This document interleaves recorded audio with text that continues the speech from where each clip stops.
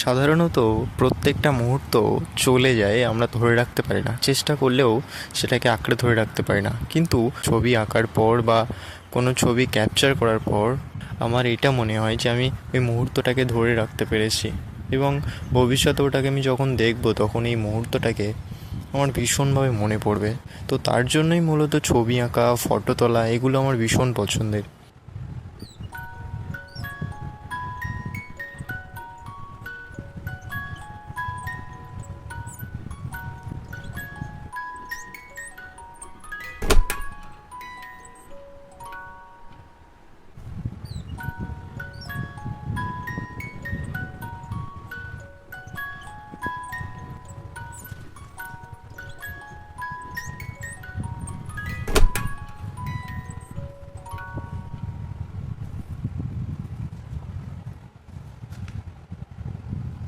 সাধারণত আমি ছবি আঁকি যখন আমার মন খারাপ থাকে বা বেশ মুড অফ লাগে বা কোনো কিছু ভালো লাগছে না, তখনই ছবি আঁকি। কিন্তু আজকে আমার মনটা ভীষণই ভালো আছে।